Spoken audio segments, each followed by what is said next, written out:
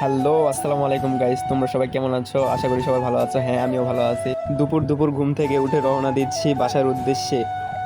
দেন তারপরে বাসাটা ভালো করে চেক করে নিলাম কোনো কিছু রেখে যাচ্ছি নাকি। সো আমি 2 তলাতে থাকি, তারপরে নিচে আসলাম। নিচে আসার পরে ডিরেক্ট বাসা থেকে বের হলাম। বের হয়ে এখন বাজারে যাব। বাজারে গিয়ে কিছু কেনাকাটা করব। দেন কেনাকাটা শেষ করে রিক্সাতে উঠলাম। রিক্সাতে উঠে বসার পরে মামা বলতেছে ভাড়া ডাবল। আমি বললাম যে ভাড়া ডাবল কেন? মামা বলতেছে যে হচ্ছে এখন পানির জন্য ভাড়া ডাবল করছে। তারপরে কি বলবো গাইস, 30 টাকার ভাড়া 100 টাকা দিয়ে যাওয়া লাগতেছে। এখন করার কিছু নাই, যাওয়া তো লাগবে।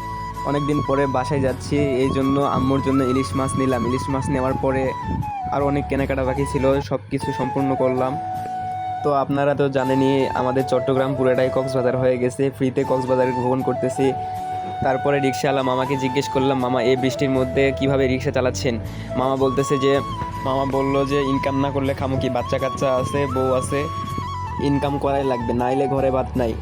রিক্সাওয়ালা মামার সাথে অনেকক্ষণ ধরে কথা বললাম। তার কথাগুলো শুনে খুব খারাপ লাগলো। আমি সবসময় দোয়া করি যে সবাই যেন সুস্থ থাকে, ভালো থাকে। বৃষ্টি হলে এই রাস্তাতেও প্রচণ্ড পরিমাণে পানি জমে, এই জন্য মানুষের চলাফেরা অনেক অসুবিধা হয়ে যায়। আপনারা তো জানেনই এখনকার চট্টগ্রামের যে অবস্থা। বলতে বলতে চলে আসলাম মেন রুটে। মেন রুট থেকে বাম দিকে যাওয়া লাগে। বাম দিকে হচ্ছে শাহফাতে আলী কাউন্টার।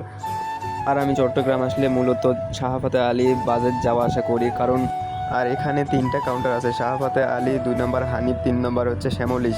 আর ওইগুলো বা চট্টগ্রাম থেকে সকালে যাই, কারণ সকালে যাইতে আমার ভালো লাগে না, এই জন্য বিকেলে টিকিট কাটলাম।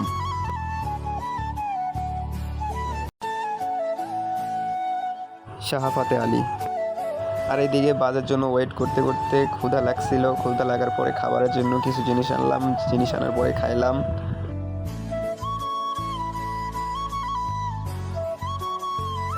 তারপর ফাইনালি বাস চলে আসলো। বাসে ওঠার পরে বক্সে কিছু জিনিস রাখলাম। জিনিস রাখার পরে দেন সিটে গিয়ে বসলাম। বসার পরে একটু রেস্ট করলাম।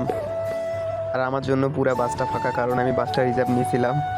জাস্ট ফান করলাম, কারণ চট্টগ্রামের শেষ সীমানা এটা, এখান থেকেই জার্নি শুরু হয়।